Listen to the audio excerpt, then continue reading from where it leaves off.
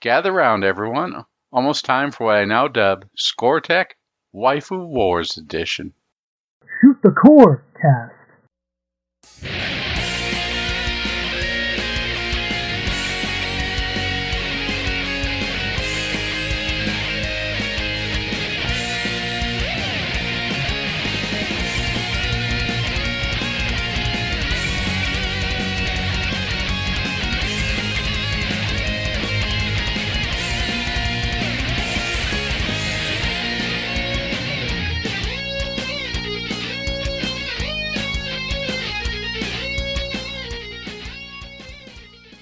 Welcome to Shoot the Corecast, the official companion podcast to the RF Generation Shmup Club. This is a family-friendly shmup-themed podcast that puts the lewd in ludicrous speed. I'm Addicted, also known as Addicted to Shmups. And from RFGeneration.com, I am MetalFRO, known throughout other parts of the web as the Game Boy Guru. And RF Generation is where you want to be. RFGeneration.com is a website that has all kinds of good information, a huge database where you can catalog your games, articles on the front page, and a great forum where lots of us will interact and have discussions about different games, including the one that we're going to be talking about today. We also have an active Discord server, so please go check it out at rfgeneration.com. And the other part that I want to add is the database includes not just US titles, but also includes European, Japanese, Brazilian. It's a worldwide database and very useful for tracking your collection if you are a worldwide traveler with your collection. The other part I want to add in is that our Beat Every NES game from 2019 has been extended into 2020. So come join us and let's finish it off and put a marker or notch in our belt for beating every licensed Nintendo game in the year 2020. Yeah, and I want to say I was looking at the thread earlier, and I think there's a little less than 100 games to go. Someone's got to play stadium events. Yeah, get down on your knees and hit the power pad with your hands. Oh, yes. I remember doing that as a kid. Huh. Oh, me too. All right, well, so for the RF Generation Shmup Club in the month of December 2019, we played the game Otomedius Excellent for the Xbox 360, released originally in Japan, and then surprisingly came over to the US. Yeah, and that's an interesting story that we should get into here in just a little bit. But first, I thought we would talk about the question of the month that I threw out there for listeners. And that was, if you could make a shooting game that revolved around a certain theme or event, what would that be? And we had a few people chime in with answers to that. At James IEW 2000 says, I'd probably try to make something fresh. Nowadays, the few shmups that appear are all made to be retro, even though the genre hasn't developed that much of late. So I'd want to make something that would test the limits like how all others have done before. And then replied to that tweet shortly thereafter and said, sorry, I didn't give the question a proper look at. And that's okay. I mean, this is not really a wrong answer or right answer kind of thing. It's just off the cuff. And so, yeah, I like that because obviously any way that you can innovate the genre and continue to push it forward or do new things with it, I think is worth checking out and worth trying. Yeah, I definitely agree. We have shmups here that are themed after a tomato with hands. We have a hummingbird, and lately we have a finger. So the sky's the limit, and you definitely want to do something with the different systems on there. I would say something maybe along the lines, something other than Danmaku or Toho or even your traditional shmup on there. Something different. Like take, for example, Risk System. It's an interesting game with its mechanics. It's a little bit on the slower side, but it's one of the first shmups I've ever been in where you actively go towards the bullets and it charges up your meter. So there's definitely a lot of innovation to be done there. Yeah. Ultra Narwhal said, I've already made a marine/dinosaur themed shooter, but if I were to make another, it'd be purely dinosaur or something weird like Adventures of Classical Composers. And those who aren't already familiar should check out his game. It is Narwhal Project Hornwhale, and it is a shoot 'em up with sort of free movement and looks pretty cool, kind of 16-bit-esque style. Sounds good to me. I like the name. Yeah. Our buddy at CollectorCast, Duke Togo from the forum, says, "Gotcha, man. It was big before video games, so it never got its chance." And yeah, that's probably a pretty solid idea there. I could see that happening. At Baltimore Retro says, "I always thought it would be cool to have a Japanese perspective of well-known U.S. monuments and locations like the Grand Canyon, Washington, D.C., San Francisco Bridge, stuff like that. Kind of like the way Metal Wolf Chaos depicted the U.S. Yes, please. Take the idea of Metal Wolf Chaos or something similar to that and turn that into a shmup. I am there for that." Yeah, I think that's a good idea too. Make like a spiritual sequel to, oh shoot, now I had the name in my head and just, you play a decapitated samurai head that, Zombie Nation. Oh, Zombie Nation, yes. That to me it screams Japanese take on American landmarks, where the Statue of Liberty and stuff. I could see a spiritual sequel doing very well. I don't know, you need a decapitated samurai head for that. I mean, you could put in all sorts of different things, but the idea is sound. I would definitely play a spiritual sequel to Zombie Nation for sure. Same here.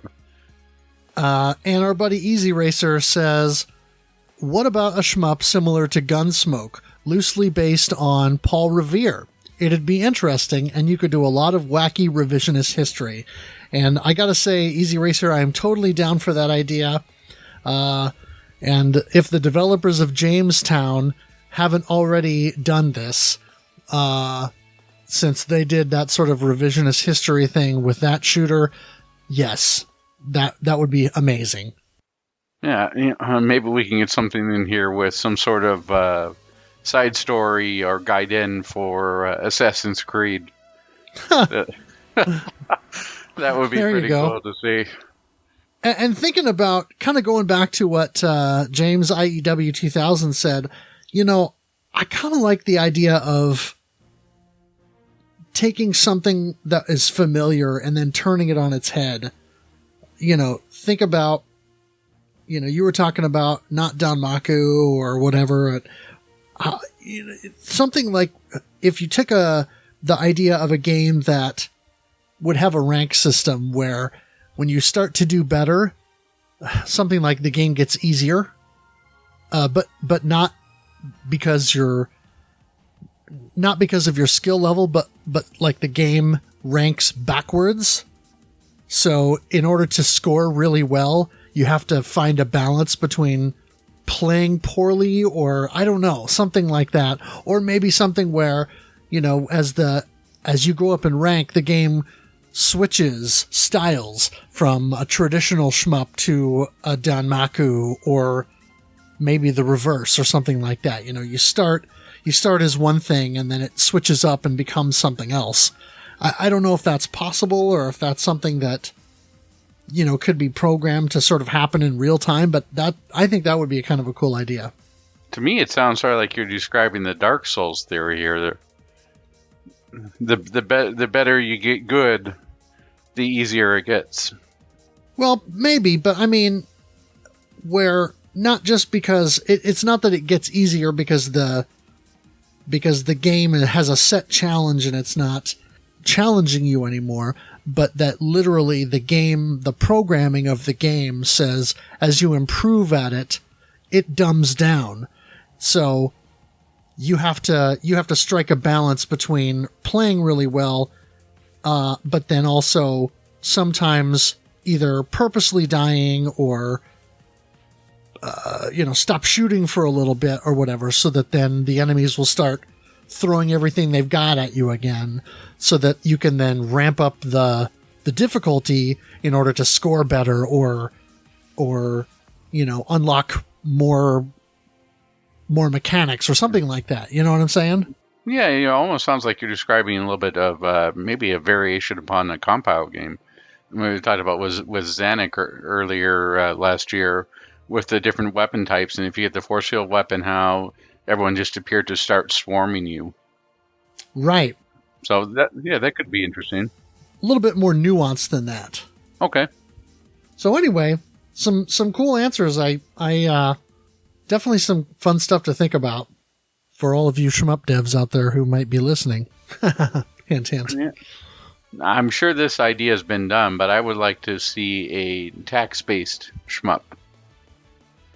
I think that'd be really cool to have the different forms be your power-ups. You grab a W2 and you get that, get dual shot, or a W9, and then you get an extra ship. You could just play a variation upon the theme, like avoid the taxman. It may have been done for the Atari 2600. I mean, every other game for that seemed to be a shmup, right? You had tooth protectors and Pepsi Invaders. There's so many of the different shmups for that console. But it will at least be an interesting thing to see a tax-based shmup where your power-ups are forms that you're collecting as you're trying to file an extension or something. Maybe you get through without having to file extension, then without continuing, and that's your 1cc. That's an interesting idea. Well, if someone can make it happen, I'd love to play it. Well, any of these ideas, actually. Nice. All right. So, as we mentioned earlier, the game of the month for December 2019 was Otomedius Excellent, which is a sequel to the arcade-only Otomedius Gorgeous. It came out on the Xbox 360 and arcades. It was sort of uncertain for a while if it would actually come stateside or come to the U.S., but it did eventually find an English release. That is for Otomedius Excellent, and I wish Otomedius Gorgeous would have come as well, but that stayed on the Japanese 360 in arcades. Was this your first time playing the game, or have you had prior experience with it? This was my first time playing the game. Yeah, I had purchased the game some while back, but I hadn't actually popped it in yet. Yeah, it was my first time as well trying this game. And I was starting expecting something more akin to like a spiritual sequel for Parodius, and in that it didn't disappoint. So, let me start with our first impressions here. Let's take a look at the intro to the developers in the game. As we all know, Konami needs no introduction as both one of the biggest developers during the 8 and 16-bit eras, as well as subsequent console generations, and being the developers of the Gradius series, among others. As we mentioned earlier, Otomedius Excellent is a Western release of Otomedius X, the Japanese console-only sequel to Otomedius, an arcade shooter loosely based around the Gradius gameplay concepts with references to other Konami properties. This particular game was helmed by producer Koji Igarashi. The original arcade release had a touch screen where players could interact with the on-screen avatars of the character you've chosen. Funnily enough, the arcade stick that was released to go along with this game has a touchscreen where you could interact as well, and I would put the word creepily in front of interact, but it's certainly a unique feature. Indeed. Otomedius was ported to the Xbox 360 as Otomedius G, which added a boss rush mode as well as a range mode with 6 stages, and was called Gorgeous mode. Now, Otomedius G is something that I definitely want to try after this, but I need to grab myself a Japanese 360. Do you interested in after playing this game? Yeah, I'd be curious to play it and compare the two. I also need to get myself a Japanese 360 or a modded 360 that can play Japanese games. Either one. But, yeah, I would have interest in trying it just to see how it compares. Yeah, and it's definitely with the amount, just with Parodius, the amount of different characters and different references in here. I want to see what they've referenced and all the stuff. Just like you get excited for looking at a new entry in the Parodius series. Right. Now, the name Otomedius is a portmanteau of Otome, which means maiden or young girl in Japanese, and Gradius, from which the game draws the bulk of its inspiration. Rather than controlling a standard ship as with Gradius or Salamander games, instead you control a character that sits atop smaller versions of various Konami shoot-'em-up ships, similar to speeder bikes in the Star Wars movies. Otomedius G and Otomedius X reportedly both sold poorly in Japan, though according to VG charts, Otomedius Excellent sold 130,000 copies in North America for a worldwide total of 180,000 units. So 50,000 units in Japan estimated. That's... Well, yeah, I think it's less than that. The 360 wasn't selling Game Busters in Japan, but still, that's not very good. Yeah, definitely not a heavy seller for the system, despite the pedigree that it comes with. Yeah, you would sort of be more inclined to think that the cave shmups were more the system seller on the 360 in Japan. True. Now, the special edition boxes of the North American release still can be had, as we're recording this, for under $30 complete. So don't hoard them for the secondary market. Yeah, definitely. All of the characters in the game are references to various Konami properties, most notably their shooting games, but other series are also included, such as Castlevania, Tokimeki Memorial, Busou Shinkai, and Getsu Fumaden. DLC bosses are based upon YY World, Gambari Goman, and Twin B. I wish there was a version that included all of the DLC, but I understand why they wouldn't put it to disc. Or there was like a complete package or something that would be nice. Yeah, I know there's been some chatter on Twitter the last couple months or so. There's a guy who is now working for Play Asia doing some marketing in the West, and his name is Joshua Michael French, if memory serves, and he did a mock-up cover of an Otomedius release, what it might look like on Switch, which basically just took the artwork from the Xbox 360 release and kind of made it look like a Switch game on the cover there. And so he was asking for that. I could see that being a thing where if that ever happened, that they would probably just not bother with doing all the DLC as still DLC and probably just package it all together so that it would just come included. That would be nice. You know, even if it's just a hamster release with everything on there, that would be nice to see on Switch. Yeah, one thing I would say is all the extra music packs definitely take up space. So they would have to consider how they want to do that. Because we'll get into it a little bit later, but I downloaded one of the music packs, DLC packs, and it was quite large. I'll bet. But the music in the game, and this is just foreshadowing here, in my opinion, was really well done. I didn't find any track that I maybe want to turn down or turn off the volume. Right. All right. So 3 additional characters can be unlocked by beating the game under certain conditions, and additional DLC characters can be purchased as well. There are also alternate DLC outfits or costumes that can be purchased for in-game characters, as well as alternate soundtracks, some of which are composed by music luminaries such as Michiru Yamane and Shinji Hozoe. Please forgive me if I butchered those. So let's go into a little bit about the plot for this game, because we all know that shooting game stories are some of the best. It's been months since the Gopher Sisters invasion. It's been a time of tranquility, though several new members have joined the secret interdimensional antibacterian organization, G. However, during that time, a powerful dark force from deep space was preparing for an assault on Earth. Now the War of Angels is beginning again. It sort of reads like a story from Thunder Force, right?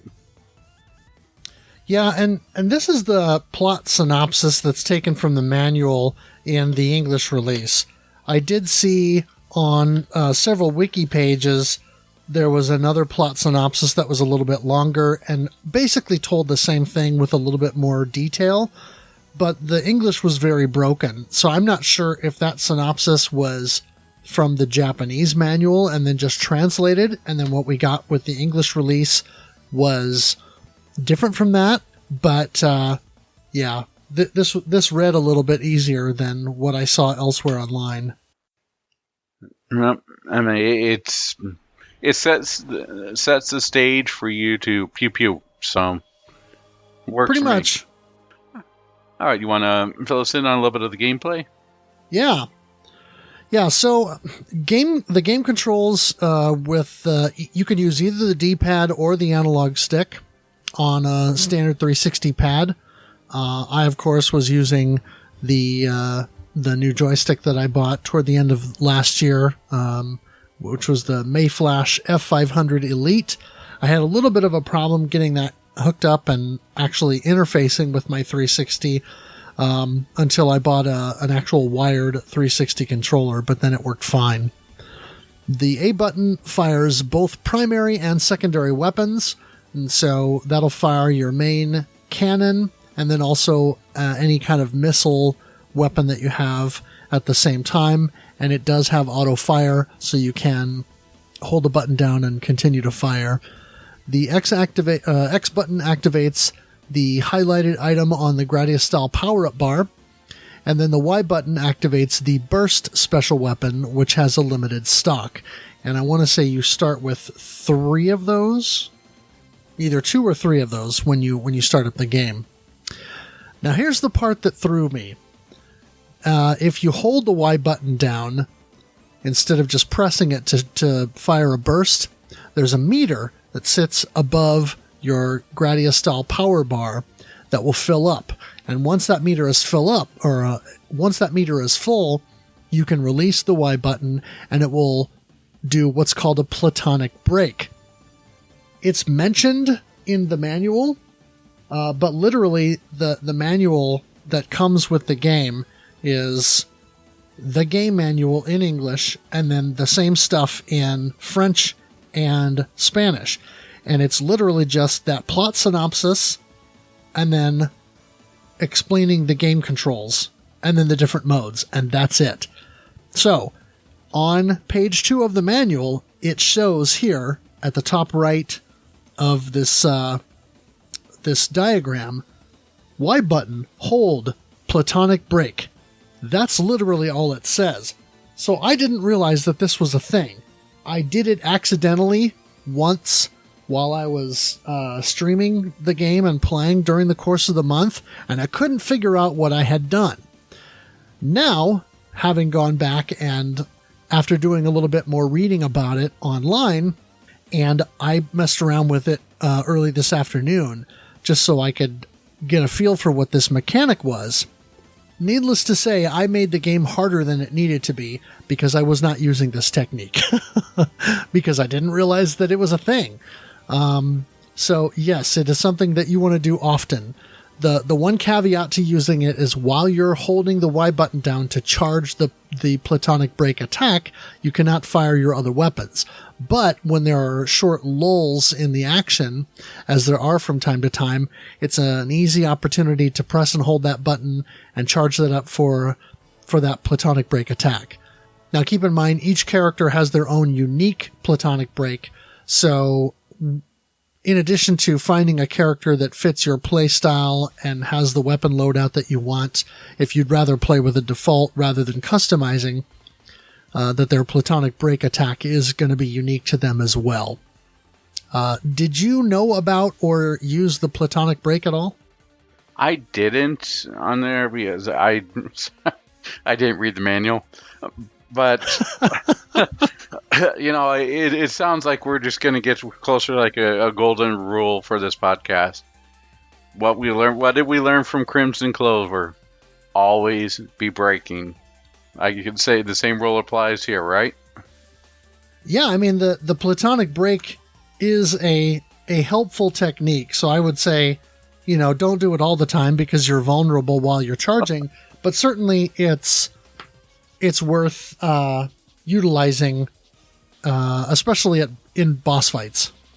Oh yeah, you're talking about with the extra big core and trying to get around the initial part there, and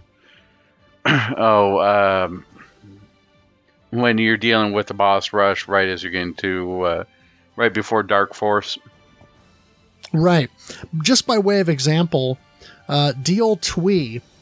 Her character, and we'll get into the character differences later and so forth, but her character, her platonic break is this really cool looking deal that almost looks like 3 robotic scorpion tails.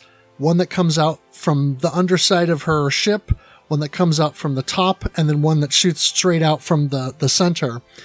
And it creates this sort of, really quick piercing attack. And something like that would be great against some of the bosses that have very narrow areas to fire into to break down the barriers so that you can actually reach the core. And so those platonic breaks would, they will really help in regards to that. And also for some of the bosses that are a little bit harder to take down and often time out, they're going to be indispensable for that. Right. I think what you're getting at here is if you're playing with DL2, when you're playing with or if you're just playing in general with the gravity laser, and you're trying to get some of those areas that we've better suited for the twin laser, you can use that break to make up for the smaller area and hitting that quicker and hit the weak point for massive damage. Yes, because the platonic breaks do a lot of damage. Right. It's if the twin laser is akin to a machine gun and the gravity laser is akin to a rocket launcher, this would be like a sniper shot that you can fire. Yeah, rocket launcher. No, but this would allow you to get in there real quick in a single spot and do a lot of damage. I have seen a couple of replays where people use it to great effect against the core boss or the boss rush right before Dark Force. Yeah, I mean, you kind of mentioned the big core. When you fight the old big core at the end of stage 3, yeah, my strategy was always use a burst so that I had invincibility frames to go through the gun placement that tracks your movement and get behind it, and then just sit there and fire away at the core and hope that I don't run out of shield before I take it down. So with something like that, it would be much easier to actually take that down without having to use a burst, or at least providing an alternative strategy that you could use. Yeah, I did the same thing with the big core. You use the invincibility frames to get in front of it, and then you just shoot on it, because they're just going to fire a single shot after a little bit of time. There's really nothing that can get you there. as long as you keep moving up and down to avoid those single shots, you're fine. Right. Now, as you play, you collect various weapon cards. And these unlock different weapon options that you can select for your character, as well as the ability to temporarily power up your weapon choice a second or third time for added damage, rate of fire, etc.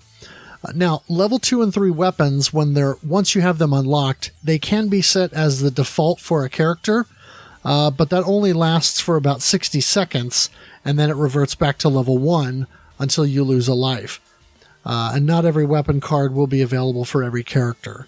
And so, for example, there are a couple of weapons, a couple of laser weapons, for example, that were not available for more than 1 or 2 characters.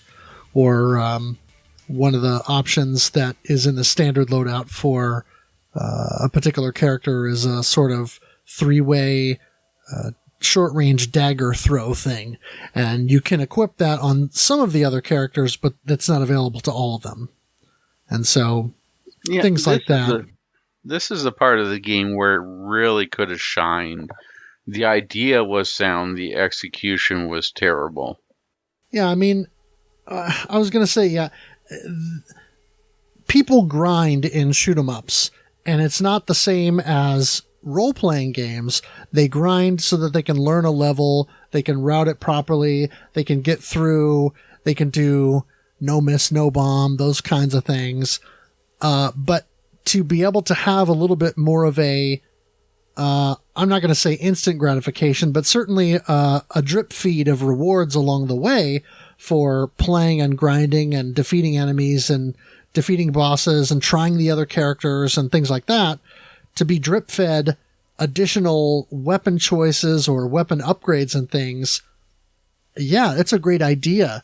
And they really could have built something cool around that system. But then when you find out that your upgraded laser only lasts you 60 seconds, well, then that means that you're scurrying around the screen to grab additional power-up icons when they come along in order to keep powering it up and keep powering it up and keep powering it up, and then hope that you're not losing your shield in the process. And one of the things that I noticed when I was playing is that the higher your difficulty level is, the more power-up chips that you can get.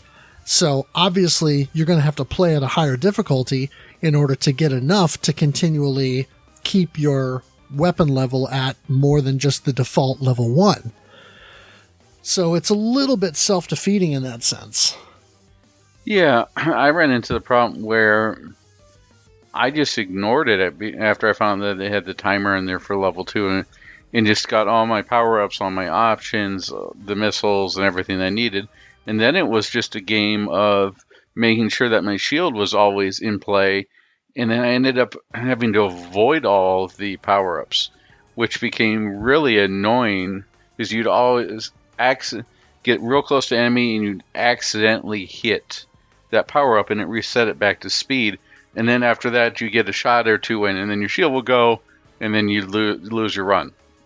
Yeah, I feel like in order to one of the strategies in the Gradius series is power up your ship to the max, or depending on which game in this series you're playing, power it up to where you've got maybe 3 options instead of 4, so that you're not triggering the option hunter or not as much, and then keep your power bar sitting at the shield entry so that when your shield goes, you can reactivate it and then start collecting power-ups again. This game does something a little bit different because not only does it actually give you points for those chips, unlike previous games in the Gradius series, but then it also gives you this weapon upgrade power capability. And so those two things should incentivize you to collect more and maximize that, but it's just not elegant enough to really make it work. Yeah, I think we both agree. Good idea, bad implementation. And had it been done right, it could have been really fun and fresh to do multiple playthroughs. And could have also been a little bit, let's say, for your idea earlier for a game, that the more you it recognizes that the more that you play it, or the better that you play is, the game gets easier. You could see a little bit of that in the system they were trying to implement here. Yeah, I just don't think it's fleshed out enough, or that there's enough push-pull with it. So, anyway, that's my 2 cents. Now, there is a rank system in the game that appears to activate when you have a shield. So, for instance, when I was fighting the Gopher Sisters, which is the mid-boss encounter in Stage 2, if you have a shield, the bullet spread that they shoot out, they do like a 3-volley bullet spread, it'll be much larger and have more bullets. Whereas if you don't have the shield, then it's a smaller spread that's further spread out, and it's maybe only 5 bullets or something like that.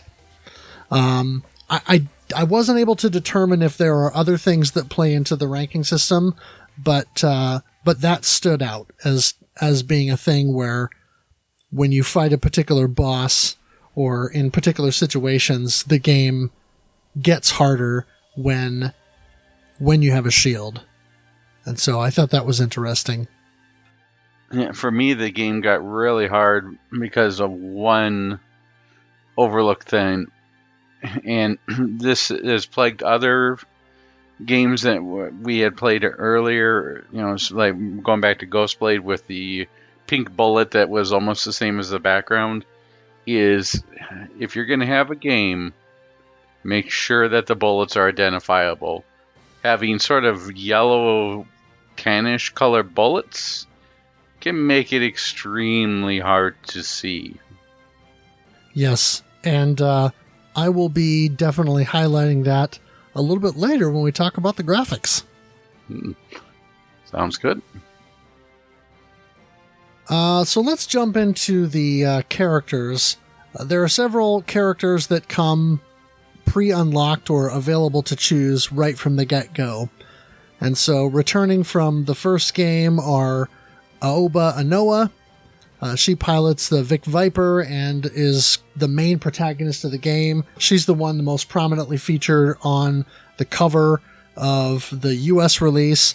The Japanese release, Otomedius X, has her and Errol Tron next to each other, but she is considered the main character, if you will, and she is a student at the St. Gradius High School, or St. Gradius Academy, I should say. The aforementioned Errol Tron, or Erutron, as the Japanese version has her listed, she pilots the Lord British and is a student at the Academy as well, and is apparently Aoba's best friend. Deal Twee is another returning character. She pilots the Serenity Viper, and her character is inspired by the Konami arcade shoot-'em-up Zek. Hope I'm pronouncing that right. That'll be a fun one. I'm not sure if anybody's ever determined how to effectively pronounce that. Yeah, I've heard Zek, Zezix, many different. I do believe that Titanium, which is basically just titanium split into 2 words, is a returning character as well. She is a Bacterian defector and attends the academy with the other girls. She pilots the Big Core Examiner, which is a sort of a Viper inspired by the Big Core ships from the Bacterian Empire. And I gotta say, her ship does look pretty cool. The options are really cool on that ship, too. They're little big cores. Yes. Yeah, those are fun. Maruka is the younger student in the group. Her character and her craft, known as the Murdoch Viper, are based around the Twinbee series. She can equip up to 3 options, and those are actually Twinbee, Winbee, and Gwynbee from that Twinbee series. And Madoka is the granddaughter of the main antagonist from the Twin Bee series. Ah, there you go. And one of the cool things about her options is that they have some kind of homing capability. So instead of missiles, her missile option that she gets is she will throw out fist punches like you do in Twin Bee. And so those can home in on enemies. And so that's a really nice feature for her character. Makes certain parts of the game definitely a little easier. Then you've got Arnval, who is based around the Buso Shinki line of mecha figures. She pilots a ship called the Anthurium, and her character design is a bit more reserved than the rest of the cast, and we can get into that here in a little bit. And then Geshi Hanafuma pilots the Axelay Viper, known as the Hadouken. And her default weapon set is loosely based on weapons from the game her character is based on, Getsu Fumaden, on the Famicom. And she's got that sword attack, too, that goes above and below for her special attack, I believe. One of her laser types is the dagger, which is a short-range sort of dagger throw, but it shoots in front and above and below, and it's quite powerful. Just like it's based upon the special attack and Getsu Fumaden, if I remember correctly. Okay. Interesting. So, yeah, definitely that connection with the game there. There are 3 characters you can unlock during playing the game. You can unlock Aoba Anoa Hyper, piloting the Meta Lion, or Metalion, which you see in the game. There's a spot where, as you're approaching the area with the old big core, you go to face a mid-boss, and it is a big core Mark II style ship, but when you try to shoot at it, your weapons don't penetrate the hull, nor do they do anything to the barriers. But just about a second or two after it shows up on the screen, there's a huge laser that comes in from behind and shoots that thing out of the sky. And so apparently when you get Aoba Anoa Hyper, she's piloting that ship.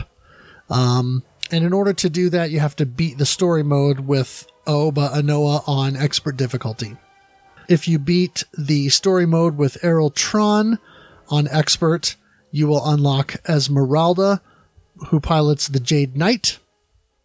And then if you turn around and beat the game with Esmeralda on expert difficulty, you'll unlock Poini Kun, who pilots the Falchion Beta, which is based upon the Konami game Falchion, which was like an old arcade and Famicom release, if I'm not mistaken. Yes, the Jade Knight, if I remember correctly, is based upon the green ship and whose name escapes me in Gradius Galaxies.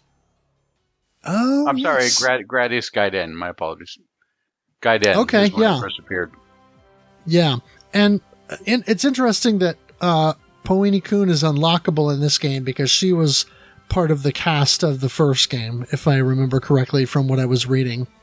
And the first game had Goemon, if I remember correctly, too, right? Otomedius G had Goemon, and it was the only male character. Yeah, something like that. It was something Amon. So yeah, it was based on Ganbare Goemon, I believe. All right, now we're gonna have to play the first series, so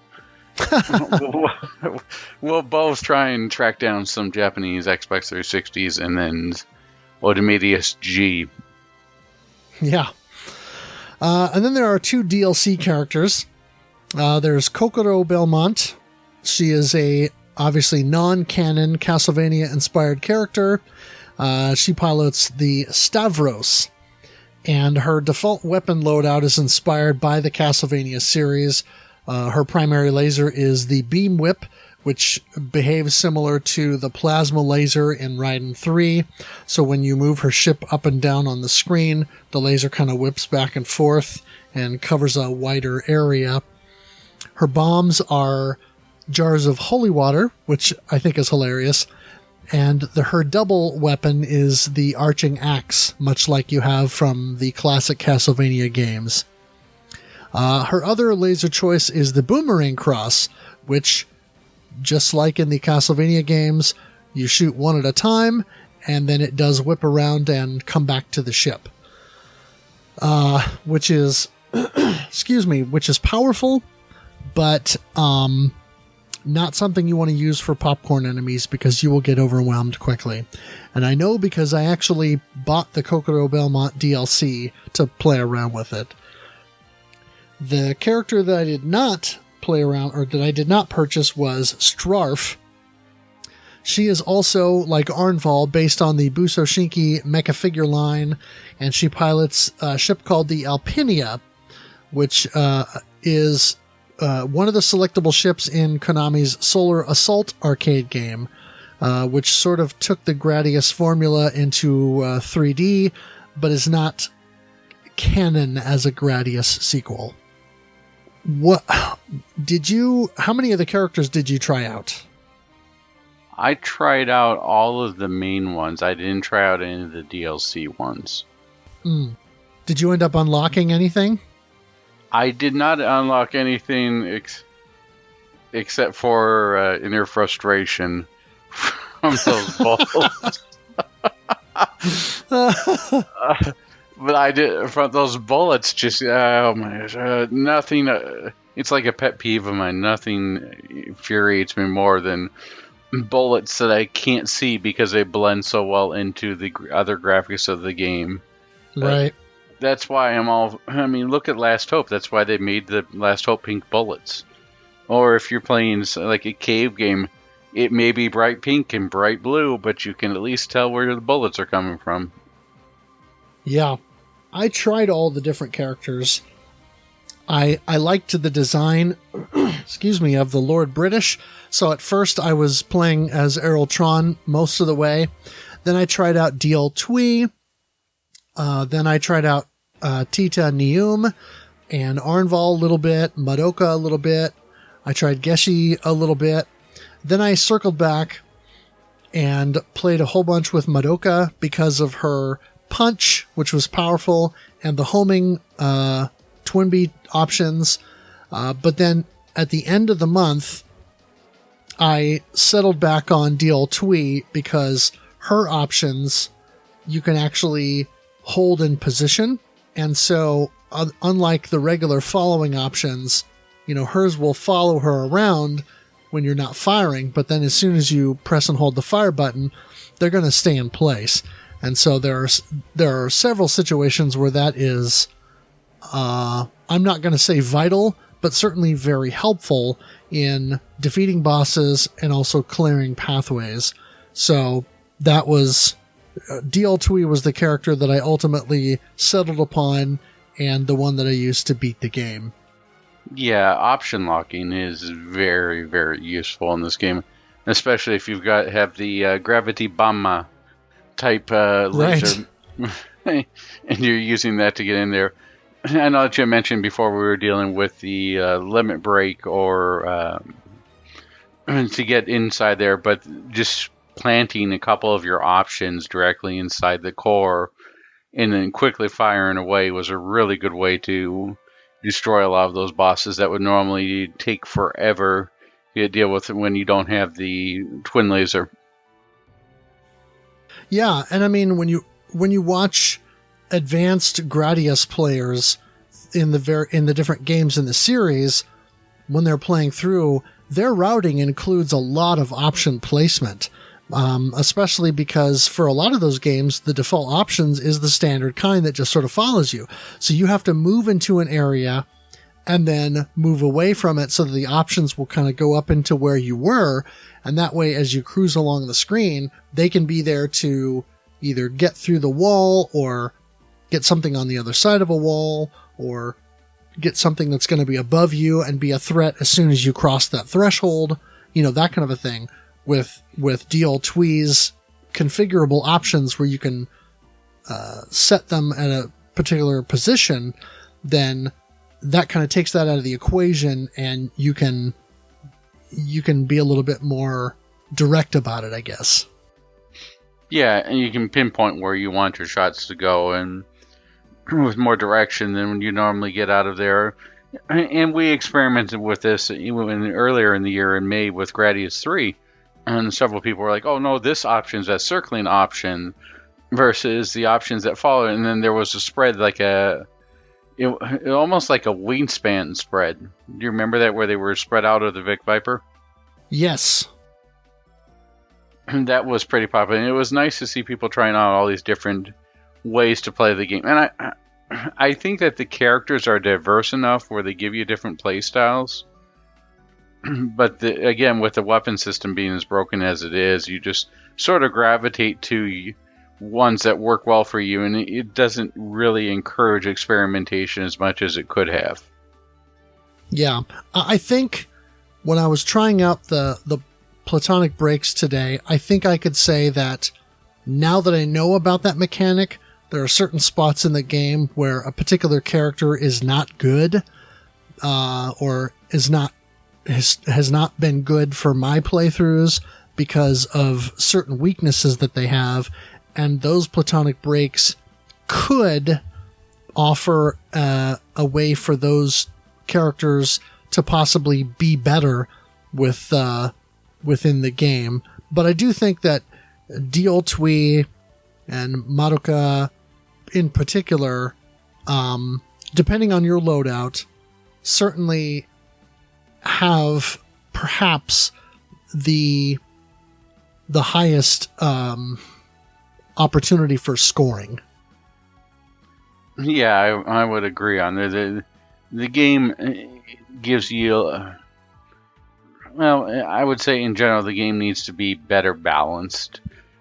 And these characters are made so that with the option locking with DL Twee or the Madoka's options that actually just sort of home in and seek out, make it real easy to use fire and forget. Most part, one of the other characters that I spent a lot of time with was Tita Neum, just because of she's so different than some of the other characters and just gives wacky things, such as in the first stage with the cat Parodius boss. She says, "Oh, a cat! I wish I could take it home as a pet." And just sort of nonsense stuff that comes out of there. It's great to see developers not taking themselves seriously and just going off in sort of wacky directions. And that's the type of humor that I wish this game had more of. More of the wackiness of the Parodius and a little bit less of the Moanus.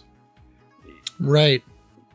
It feel if the gameplay loop was better, a lot of the aesthetics in the game wouldn't be as bothersome. But because it's so unbalanced, it just sort of brings everything out. And in many ways, you can look at sort of like a fighting game, an unbalanced fighting game. If everyone's going to pick the same 3 overpowered characters, the game's no fun. Right. Or not as fun as it should be. Yeah, that's a good way to put it, I think. Now, just briefly to go cover the bosses in the game. Stage 1 boss is Nico Sencho, who's based on the cat battleship from the Parodius series. Then in Stage 2, you have TB Rika, who is based on Chichibinta Rika from Parodius. That is the belly dancer. TB Rika is based upon the belly dancer, but it's also based upon the spider enemies that you see at the end of Gradius 3. Yes. So it's sort of just like crab walking, a giant crab. Why do all these paths lead back to giant enemy crabs? Yeah, I don't know, and I'm not sure. I don't know that it's a very... I think the connection is tenuous. But apparently TB Rika was a teacher at St. Gradius Academy, but is a spy. Stage 3's boss is Ryukotsuki, who's based on Ryukoki from Getsufumiden, so there's another connection with that game. Stage 4 is Shiori Fujisaki, that's the connection to Tokimeki Memorial. Stage 5, Ruby and Cobalt, are based on Hikaru and Akane from Parodius. You also see, of course, the Gopher Sisters make a couple of appearances. They were kind of main antagonists in the first game, and they come back in the second game, but you can't actually beat the Gopher Sisters.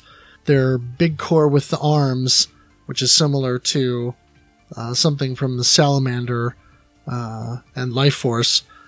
You can destroy some of the barriers, but you can't actually get to the core.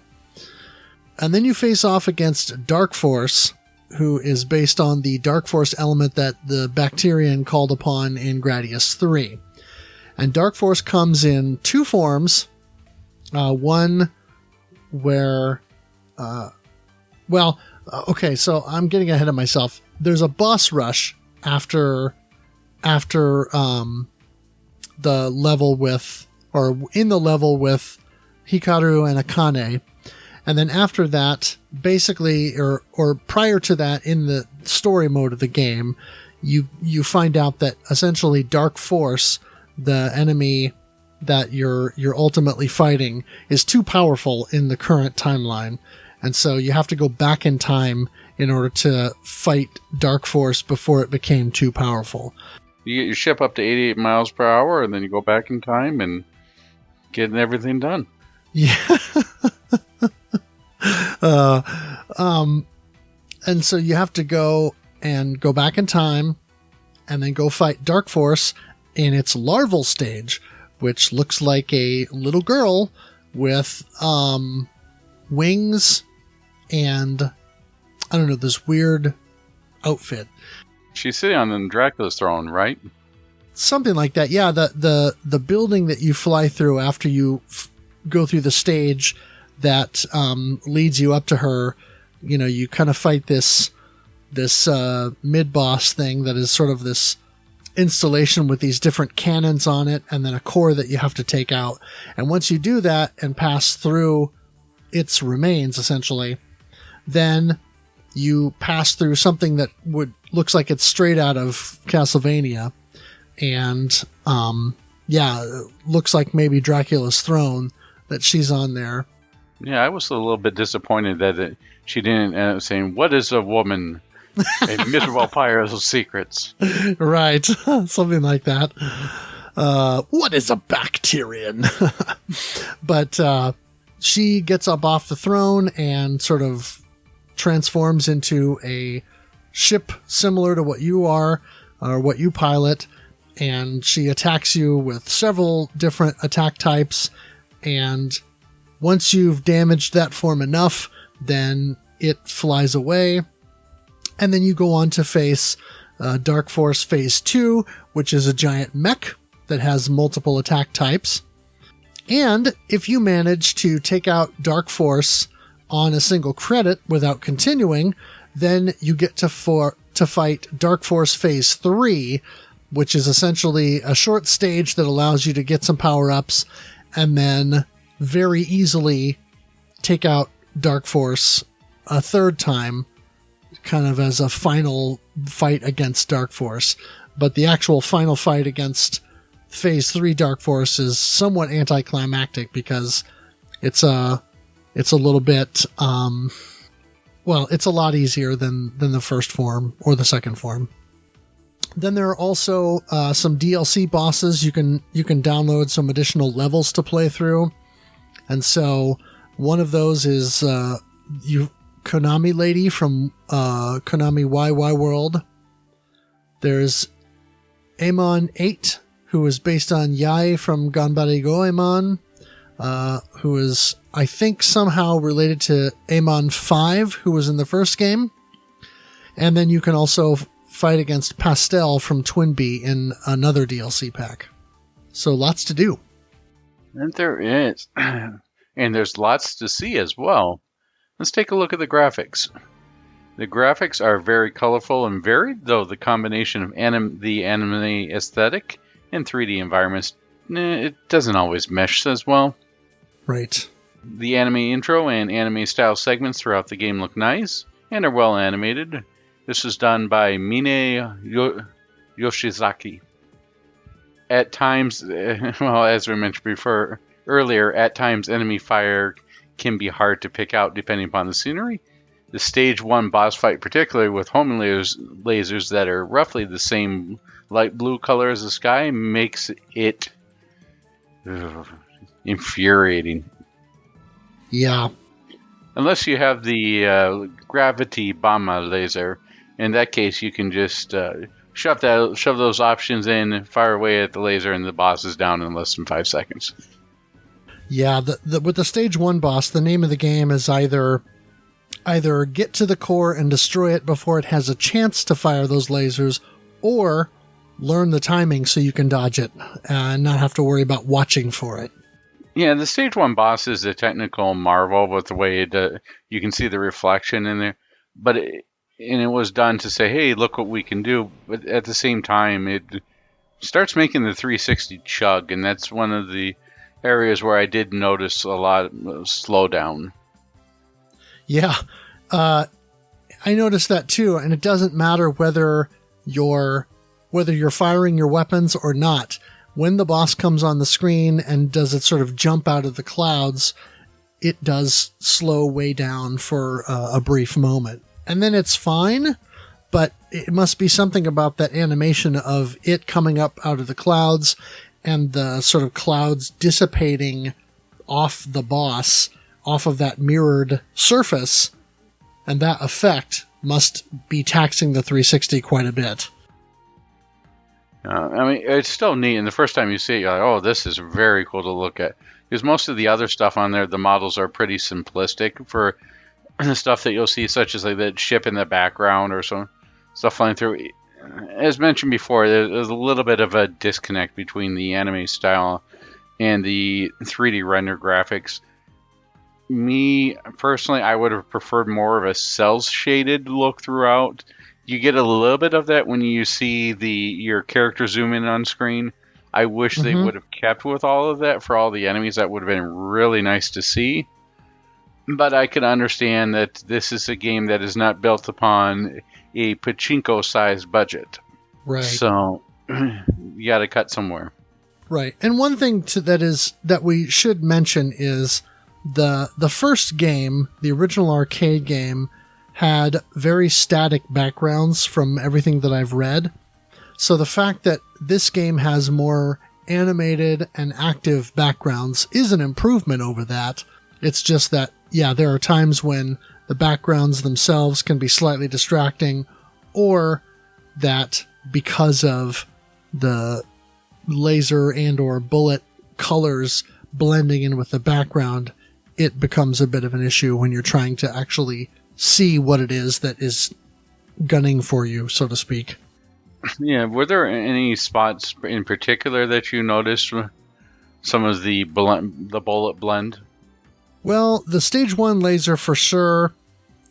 Stage 3, there are some spots when you kind of go into that sort of underground cavern area where the more yellow and orangey bullets start to not necessarily blend with the more kind of orangish red background, but certainly you have to be a little bit more mindful of them because there's a lot going on in that area. It's cramped, and so with all the bullets coming, you have to make sure that you're watching that they're not blending in, or that was another area particularly that I noticed the blend.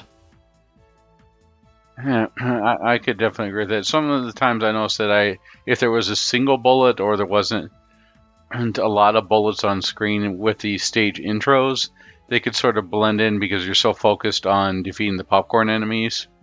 The green with the gold doesn't exactly stand out. So if there's not a lot of them on the screen, you just sort of go, what the heck hit me? I know that happened to you a couple times. For sure, yeah. There were a few times during the game when I was playing and streaming that I did not know what had killed me. And nothing like that to infuriate you on there, no matter what the game is. Yeah. The one thing I want to bring up with this game is, as much as the environments are pretty well done and keep it going, they're very safe. And all of the environments you can pick from pretty much your Gradius. Well, I think back in the Gradius series, I think back at some of the cool stuff. I mean, Gradius Gaiden is one of my favorites, and it does the unexpected with the snow that's coming through there. So this is just sort of like, okay, we need ice level, we need a plant level, we need a fire level, we need an earth level. It's very by the numbers when it comes to that, and I just would prefer to see something with a little bit more variety. I don't say that we want to go Mr. Goodbody with like the Salamander series, but something other than just the Slim Goodbody, something like the Salamander series, but something a little bit different than Space Armada or Space Battle. We've got your Earth stage, your Fire stage. A little bit more variety here would have been nice, and then maybe it's just due to budgetary constraints. I don't know. The one thing I'll say is there were, at least on the Earth stage, there were a couple of nice nods, like Contraburger being one of the business establishments that you see as you're flying down the street taking out enemies.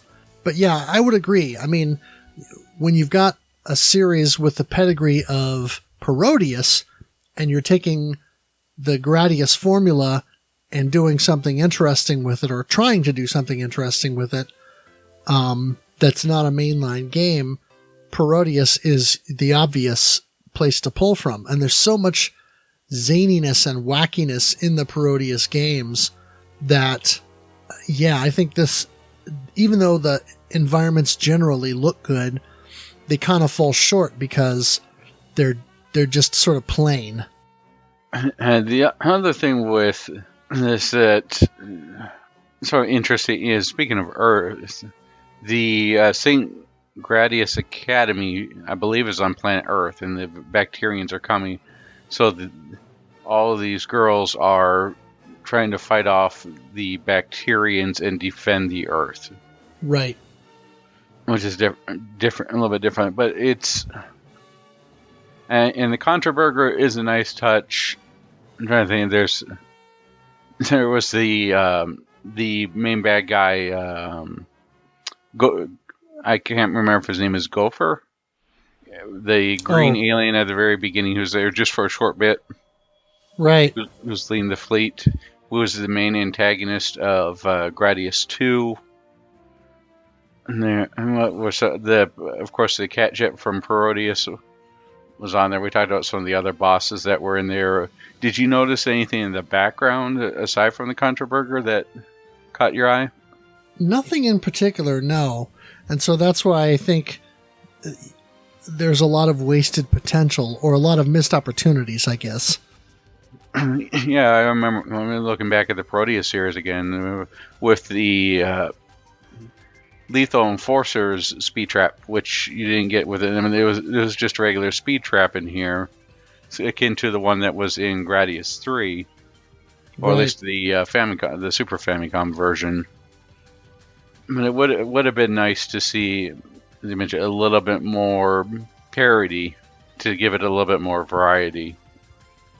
Yeah, I mean, I think Konami, they put a little bit too much emphasis on the Otome and forgot that they had this whole thing called Parodius that they could pull from and kind of blend the two together, and it just doesn't quite work.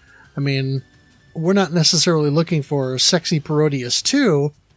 Well, some people are, but it would have been nice if they would have at least kind of had that element of lightheartedness and some of that wackiness in the game. Yeah, it's a missed opportunity for sure. Now, I have to say, despite some of the clashes with the 3D elements versus the cel-shaded characters, it does have some nice effects. There's some pretty cool explosions and background animation details. Right. I didn't find anything that was really offensive to my eyes, or like, what the heck is that? It looks like a garbled mess. I mean, it didn't. Nothing in it sort of screamed early 3D polygons that made everything bad. Everything was serviceable and did a good job. It was, for the most part, everything was well animated. I think again, this echoes the statement of the game. The game, it's not terrible, it's not great, it's in the middle. But you see, with just a little bit more time, maybe a little bit bigger budget, where it could be great, but because you can see the cracks in the foundation, it just sort of gets a little bit disappointing overall. Right. Well, let's talk about the sound, because that's an area where I think it can make back a little bit of ground. I do think it has a solid soundtrack and some catchy tunes. I know maybe it's because I heard it a ton, but the little ditty that plays when you're loading up the game is very catchy and will probably be stuck in my head for weeks. And some of the tunes, if you've played the Gradius series or other Konami games, some of the other songs you'll recognize from the base soundtrack. Now, when I downloaded Kokoro Belmont, I did pay for the soundtrack that goes with her character as well, and listen to that. And that's got some kind of vague Castlevania-esque vibe to it. It's a little bit different. It doesn't quite have as much Castlevania as I would have liked, but I understand that they're trying to still sort of fit the theme and aesthetic of the game. But overall, it was good. I mean, there are arrangements by Michiru Yamane, so they can't be stinkers, or at least I don't think they could be. And I've listened to some of the other arrangements, and there are some good ones in there.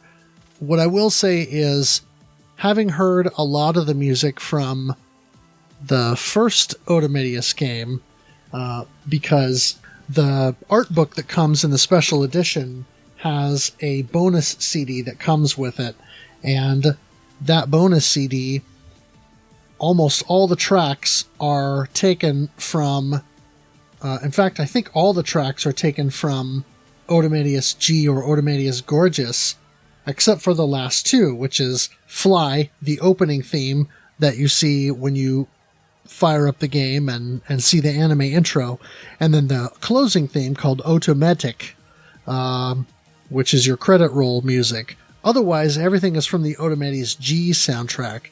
And so, well before I actually played this game, I was spinning this CD soundtrack in my car quite a bit, and really got addicted to the soundtrack. And so I really actually think that the first game might have the better soundtrack, but overall I was relatively pleased with what the game had to offer, and the music that was included, generally speaking. I also think the sound effects are mostly good. There are a few grating sound effects, like certain laser weapons hitting the enemy holes and stuff like that, but you get that in almost every shooting game of this type. There are additional soundtracks you can purchase. Like I said, the Kokoro Belmont one that I purchased, there's a separate soundtrack for Strarf, and then I do believe there are 3 or 4 additional soundtracks that are specific to different characters that give the game a different vibe. So there's quite a bit of DLC you can purchase. I mean, when I was looking at it online the other day, you could purchase the whole game from Microsoft's digital store, the base game, for $30, and then each of the 2 DLC characters are $5 or $4.99, and then the DLC soundtracks are all $5.49. And then if you want to buy the additional outfits for the different characters, those are either $1.49 or $1.99. I don't remember which. But Yeah. You can drop a lot of money in this game if you want to go all the way with it and, see everything. The interesting thing is, I mentioned before, the opening theme, Fly, and then Otomedius, which closes out the game during the credits. Those were actually sung by the voice cast, who did the voices in the game. And I think the voice work was relatively well done. Obviously, like a lot of anime and stuff done in this style, it's very, very over the top, and it's all very melodramatic. But I think that works for the style, and it does give the game a little bit more personality, where it might otherwise have been lacking due to, as we've discussed, the graphics being a little flat, or not having a cel-shaded style, or something that had a little bit more personality, not having the kind of zaniness or wackiness that we might have wanted to see because of the Parodius pedigree. And so it definitely helps to give the game a little bit more personality and make it just improve it in some ways. What was your overall impression and take on the sound and music? Yeah, I think that the game gets extra points for having a solid soundtrack, and none of the voices made me want to put in earplugs or turn off the voices entirely. Everything was really well mixed, and I didn't find myself humming any of the tunes, but they definitely fit the stages and worked well. I didn't quite notice any of the offbeat sound effects that you had mentioned, but that could just be my aging ears here. Huh. I definitely thought that the voice cast did a good job. Everything was well acted and met up to anime standards. I guess the biggest praise I can give regarding the audio is that I didn't notice any issues, and everything just seemed to flow nicely regarding that aspect. Right. I would like to listen to some of the additional tracks at a time here, but I don't want to go full EA on this game. Right. Well, and honestly, you can check those out on YouTube and then make the decision for yourself if you like any of the alternate soundtracks enough to want to spend the $5.50. Let's move on to scoring. The scoring is fairly simple, with the biggest scoring bonuses coming from defeating bosses rather than letting them time out. I thought that was sort of a unique and fun aspect on here. That is regarding the boss timeout. The bosses weren't as unique as, say, an Einhander with the timeouts, but it was still something that I hadn't seen before in the Gradius. Did you remember ever seeing something in Gradius 1, 2, 3, or 4 with timeouts? Not that I can think of. Yeah, not that I can think of. Yeah, the first time I've ever encountered a boss timeout was with Einhander. Yeah. I can't think of anything before that. Yeah, I know there are other games that have done it in the past. I can't think of anything in the Gradius series. Each end level has a bonus for no miss, as well as any burst weapon stock you have, and the number of power-up chips collected. Unlike previous Gradius games, power-up chips award points based upon pickup, so, that's a factor. There are also element jewels, which are similar to medals in other games. They start with a creamy blue center. As you collect them, turn green, then red, then purple. If you fail to collect more than one as it leaves off screen, your element level jewel will decrease. The higher the level of the jewel, the more points it awards upon pickup. There's also an end level bonus for the number collected. Each stage is also ranked according to your performance, with the standard F through A and the S rank being the top. for the most part, unless the boss timed out, it was pretty easy to get either the A or the S rank, and more often than not the S rank. Did you find that as well? Yeah, although there were a couple of situations where I beat a boss and was fairly certain I had a no-miss during the level, and I still managed to not get the S rank. So I don't know exactly what goes into that, but that was something that I thought was odd. Now, the one thing I'll say about the boss timeout is it's both a blessing and a curse. It's a blessing from the standpoint that some of the characters and some of the weapons, because of either the way their options work or the way their weapons work, or depending on which weapon you have, some of the weapons are too big to penetrate the small area that you need to get to in order to either hit the core or to break down the barriers in order to hit the core. So in that sense, it's a good thing that the bosses can time out so that you're not just stuck there or have to, kill off your character so that you can go back to the default shot so you have something that's small enough to get through those areas. But it's a curse, of course, because then from a scoring perspective, you're out those points if you chose a weapon loadout or a character or whatever that can't actually do the job and get that done. Now, I will say, now that I'm more enlightened about the platonic breaks, that may mitigate that somewhat and make some of those bosses easier to defeat so that you don't have to time them out. But certainly, it probably is good that they did it that way, but I just wish that more of the weapons would be better suited for taking out bosses. Yeah, it does seem that you're sort of relegated to either the gravity bomb laser or the twin laser, and each one of those has their own uses.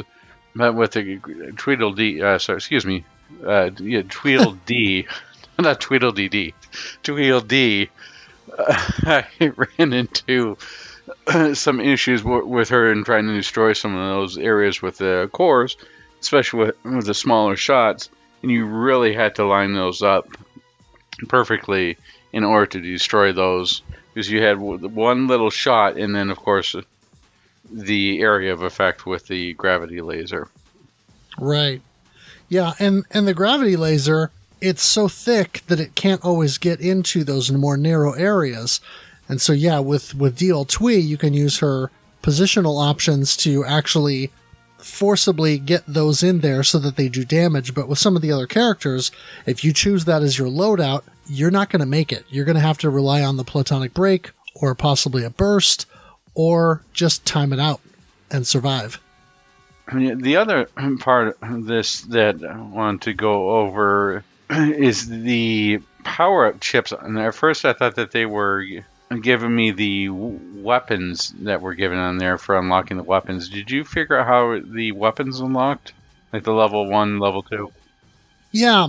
Well, as you're playing the game, you'll notice that as you're defeating enemies and certain things, you'll sometimes will see what looks like a tiny little sort of shooting star or laser kind of thing shoot up towards your character. And that's when you've defeated a certain enemy a number of times, or you've used a certain character to defeat a certain enemy, and there you're collecting these weapon cards. And it's just sort of an automatic process based on what you do throughout the game and through multiple playthroughs. And so that's part of the grinding aspect that we mentioned earlier, is just collecting weapon cards over time by playing the game with different characters, getting further and defeating certain enemies and things like that. And so that's how those things unlock. Okay, for some reason I thought they were tied to the medals that were in there, but if they're tied to you just playing it over and over again, it's you'd have to get some sort of benefit out of that, which you're not going to get, because their weapons, the timeout on those higher level weapons is so short compared to what you're going to spend on them that it's not worth it. Yeah, and you can unlock different laser or missile or double types by getting weapon cards, things that are not available at the start of the game when you first boot it up. So there is still some utility in grinding a little bit to get some of those things. But yeah, getting the level 2 and level 3 stuff unlocked. The only utility to unlocking and then setting those is then when you die, for example, if you set, let's say, your laser or your missile to the higher level, then when you die and respawn, if you can manage to get enough power-up chips to get, say, a level 3 laser or a level 3 double or a level 3 missile, whatever the choice is, then you can maybe have a little bit better chance of surviving. But I would say it's negligible because Gradius Syndrome is still alive and well in this game.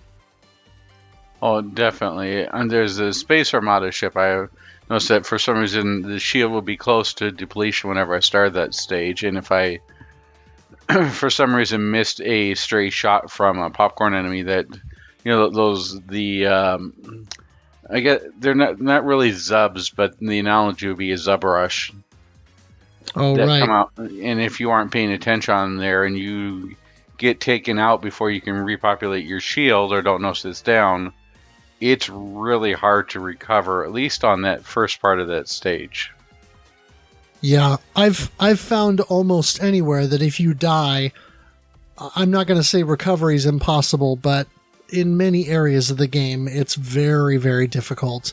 So what I found is if I die in the first stage, I might as well just quit and deal with the long load time and start over, because A, I'm going to be off my rhythm, and then B, I don't want to deal with having to recover and then also having fewer lives to get through the game. And so in stage 1, I just give up if I lose a life.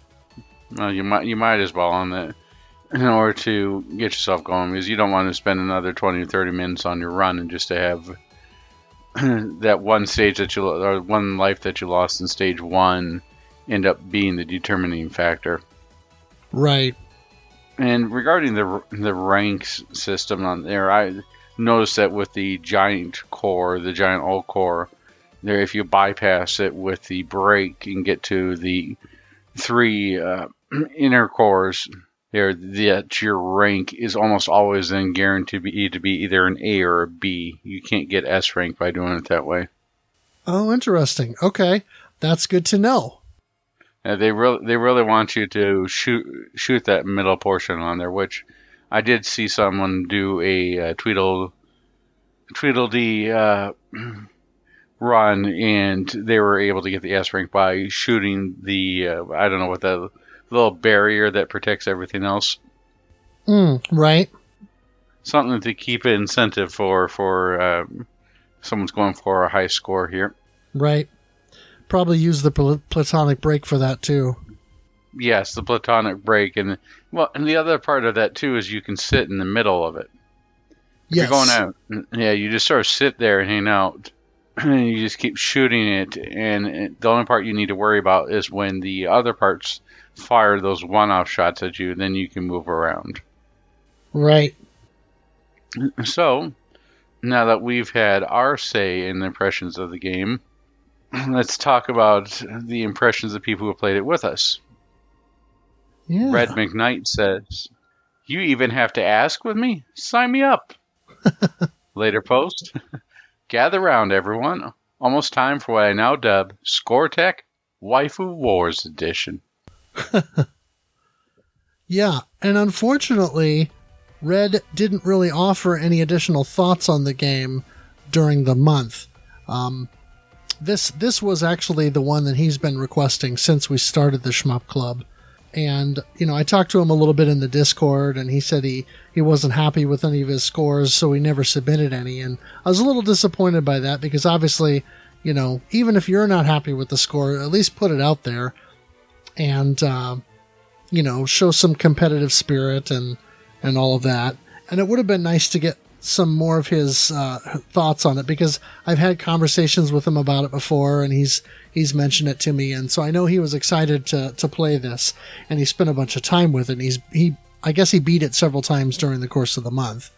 Well, congratulations on beating it. I'm not sure how he wouldn't have had scores that would have been sufficient, but anyway, we just don't know. I would say, if your score is 2, it's okay, don't post it. But if you beat the game several times, go ahead and post. And so we also had Normatron, who I think was probably the most active participant during the course of the month. And so he posted and said, "Just played my first few runs of the game, and these are my first thoughts on this game. Bullets love to hide in the background. The hitbox seems bigger than most Gradius games. And don't get distracted. You know what I mean." He says, super fun get though. Glad I could dust it off again and play it for a while. And before I move on to his next post, we should touch on that because we haven't mentioned it so far. But yes, the distraction or the hitbox? Well, the hitbox. The distraction we can get to when we talk about final thoughts, because that's the elephant in the room. But yeah, the hitboxes are odd, and they're not very easy to determine. I know there's a way to go in during, I think, the practice mode or the easiest mode where it shows you what the hitbox area is. So that's a way that you can learn it. But yeah, during the main game, it's not really very evident what the hitbox is.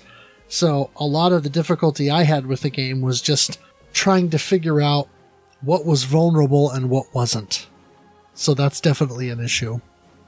Later in the thread, he posted, "The past few days I have been trying out all the characters and seeing what their pros and cons are. Kokoro Belmont, there are some interesting power-ups that are plainly made for her. She can use the beam whip and then have access to the holy water, axe, and the beam cross. The option that Kokoro uses is the Trigon. This option, you only get one, but with each upgrade it will start to shoot more powerful shots forward and backwards in whichever direction it is pointing. Though the Trigon sounds great, it forces you to move around to position it to shoot where you want it to. I would say don't use her unless you want to challenge yourself." And I will echo that somewhat. The Trigon, of course, is from another Konami arcade game of the same name. And it definitely, playing as her is challenging because you really want to get that Trigon powered up to level 3, and then you really have to work toward moving around in such a way that you can position that thing, because it fires in 2 directions when it's on level 2 or 3. And level 3 gives you a twin laser that is similar to the twin laser power up that you can choose in your loadout. And so that can be very effective, but you also have to be real specific about how you use it. So that's she's a tricky one to play with. Later in the thread, he says, "So, Diol Tui, so far my favorite character. Packing the twin lasers, my favorite weapon, and equipped with the very useful H missile in my runs," and that is the homing missile. The option power is the Flint. Work very similar to Aoba Anoa's options, with the added bonus of keeping the options in the formation you want them as long as you are shooting. They will follow you when not firing, just like standard options do. And then later on he says, "Next up, Arnval. She is very straightforward on how she works, using the formation options that sits 2 options on top and bottom of the ship. I use the single laser level 2 and 2-way missiles with her. With great control and medium span with weaponry, you can go far and not have to think too much on which way you are moving for maximum damage. After I use everyone else, I think this one may be my main person to use." So Normatron definitely put a lot of time into the game during the course of the month and posted a lot of stuff in the thread. So thank you, Normatron, for engaging with that, because our participation wasn't as good as I was hoping for the month of December. but I understand it's Christmas season, people are shopping and lots of stuff to do. So I was glad that we at least had some engagement. Yeah, I'm glad that people were able and willing to try something outside of the norm for this. Yes. If we want to get to, I don't. Shall we talk about the elephant in the room at this point? Well, let's briefly mention the high scores. Okay. I'm not tooting my own horn here, but I'm the only one who submitted the really high score, and that's because I managed to get a clear of the game with DLTWI on expert mode. So I ended up with 2,991,200 points. And I think if I tightened up a little bit and maybe used the platonic break a couple of times when I would otherwise have had trouble, I think I could probably hit 3 million. And then Normatron ended up with 1,425,000 points on his highest submission. There is one thing I don't think anyone did. Maybe you did, but did anybody try the Konami code? I did not. I did. So it'll be something we got to try here. Yeah, I looked around to see if there were any cheats for the game, and I didn't find anything. Literally, the only thing I found was the information on which characters to beat the game with to unlock the unlockable characters. And that's another thing that we probably should touch on real quick here is there's a lot of information on this about the different characters and some of the relationships and stuff, but there isn't as much information about this game as you might think. And I don't know if it's just because it wasn't sold that well as sort of like the black sheep of the Gradius series. Maybe the choice of the portmanteau, as we talked about earlier. I'm not quite sure. It's just not as popular. Yeah. Well, I wonder if some of that has to do with the grindiness of the game. And I was reading something the other day that said that one of the reasons that the game maybe didn't do as well is because there are so many characters unlocked at the beginning that you don't really have to work to unlock a whole lot. I mean, yeah, there are 3 additional characters to unlock, and then there are weapon cards to grind out, but I could see if that's your interest in the game, that being a deterrent, because you've got all this choice at the beginning, and you don't have to work for much of it. But I kind of liked having the different characters to experiment with and see which one fit my playstyle or what their option and weapon loadouts did in terms of, how that changed up how you have to approach different levels and things. So I didn't think there was anything wrong with that necessarily. I like having the characters unlocked as well for experimentation. Gradius Gaiden, probably my favorite of the Gradius series, gives you 4 different crafts to choose from with all sorts of different varying weapons right at the start of the game. Right.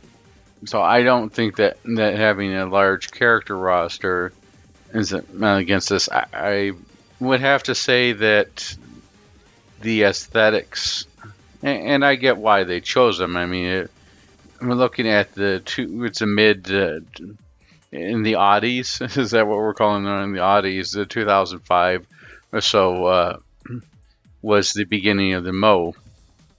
We had the beginning of the Young Maiden in more of a turn towards flying lollies or flying young girls. I mean, you look at the rise of Toho, you look at the rise of Cave. I mean, Cave's last shooter, Ketsui, where it was all militaristic dude bros, now is changed in Death Smiles to flying girls.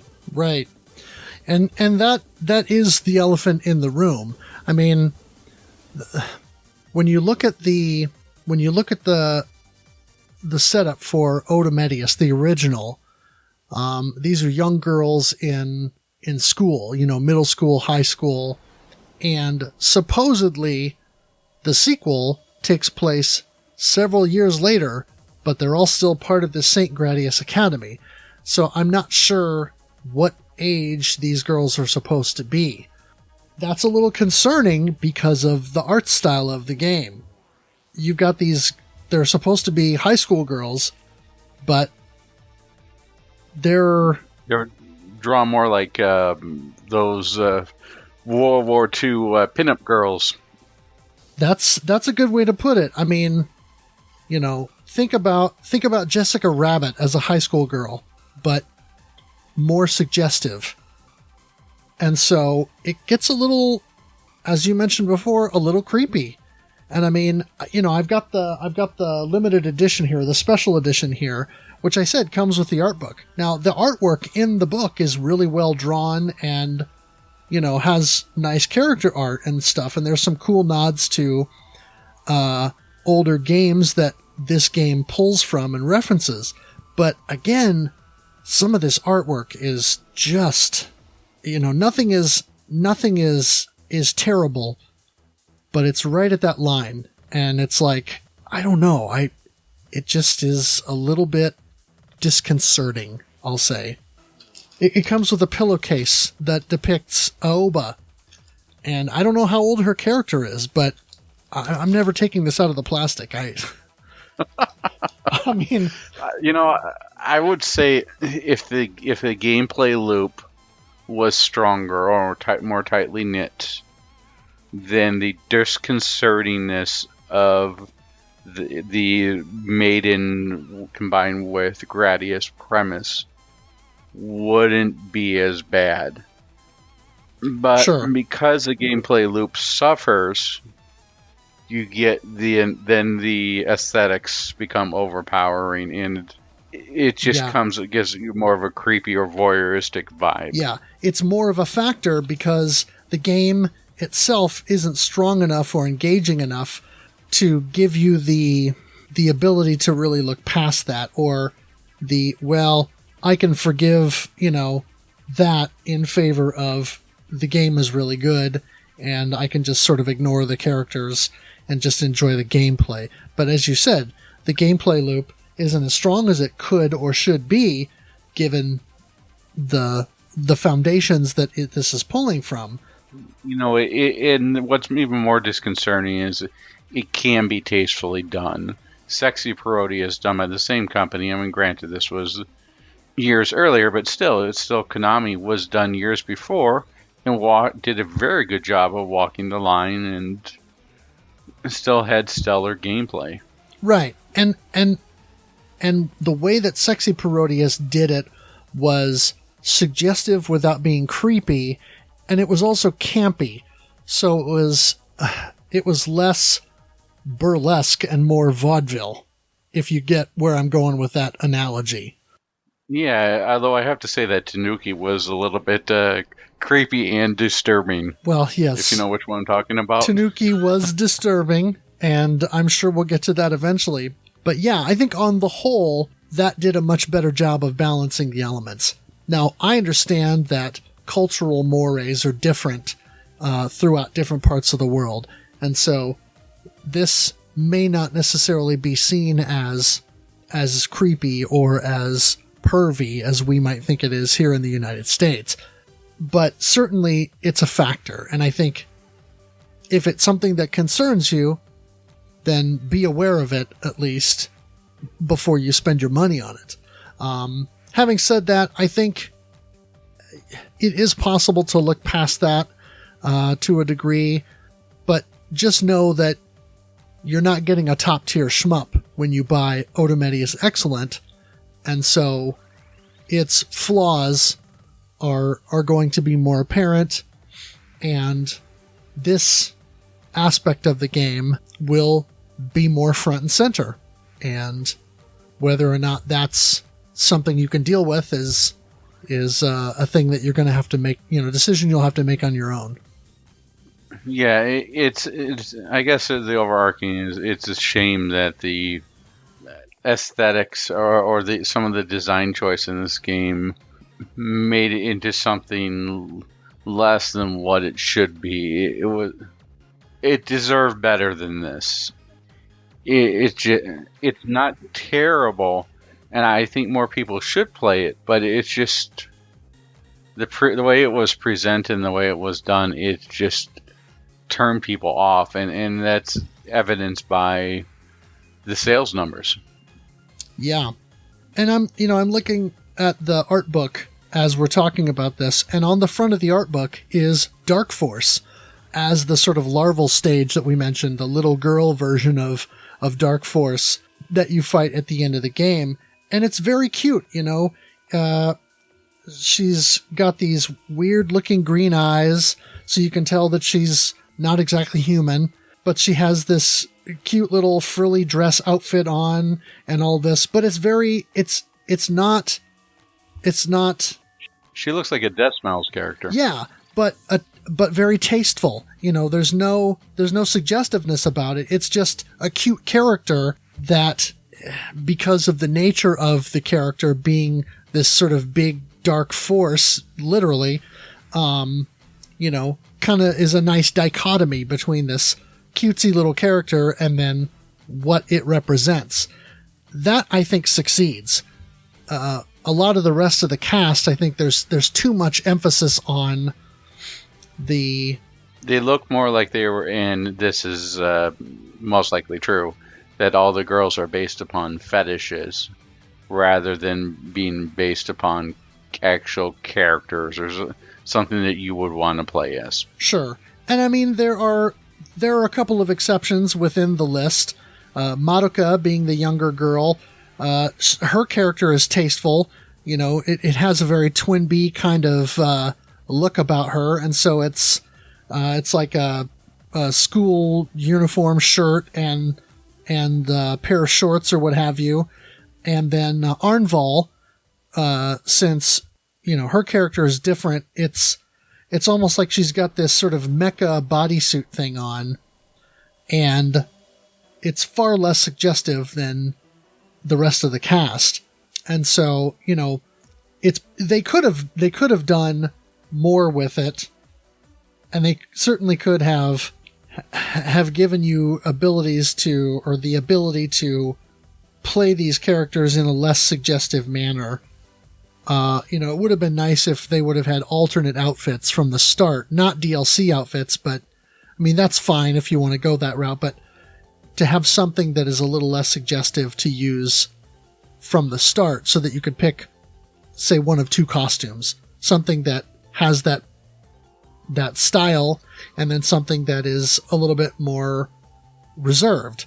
Like here in the art book, Tita Neum, you've got her standard outfit that she has in the game, and then on the next page, there's a picture of her, because she's a Bacterian defector, that almost looks like this, similar to Arnval, like a bodysuit that is, it's still a little suggestive, but it's not quite as bad.